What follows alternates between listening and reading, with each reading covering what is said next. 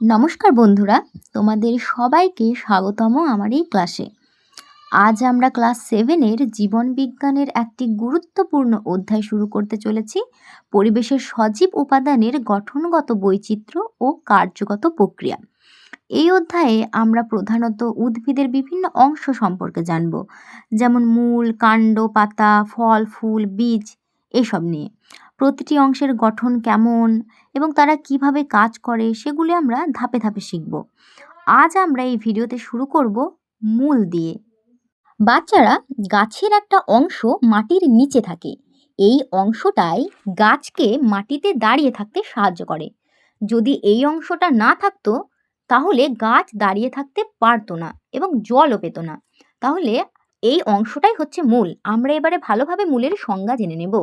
উদ্ভিদের যে অংশ মাটির নিচে থাকে এবং গাছকে শক্ত করে মাটিতে ধরে রাখতে সাহায্য করে এবং মাটি থেকে জল, অন্যান্য খনিজ উপাদান শোষণ করে, যেমন খনিজ লবণ, তাকে মূল বলে।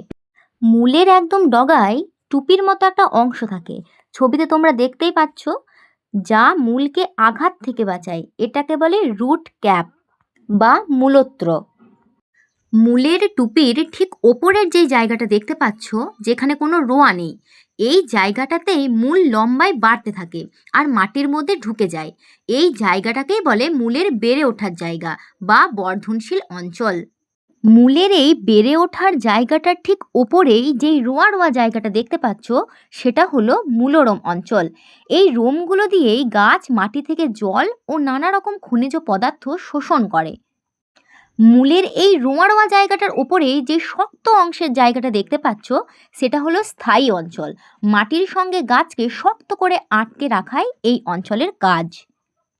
তাহলে আমরা বলতে পারি মূলের প্রধান কাজ কি? মূলের প্রধান কাজ হলো দৃঢ়তা প্রদান, অর্থাৎ গাছকে মাটিতে আঁকড়ে ধরে রাখা ও মাটি থেকে জল শোষণ করা। এইবার আমরা দেখব মূলের প্রকারভেদ। মূল প্রধানত দুই প্রকার, স্থানিক মূল এবং অস্থানিক মূল। দেখো বাচ্চারা, এখানে একটা গাছের নিচে একটা মোটা মূল নিচের দিকে গেছে।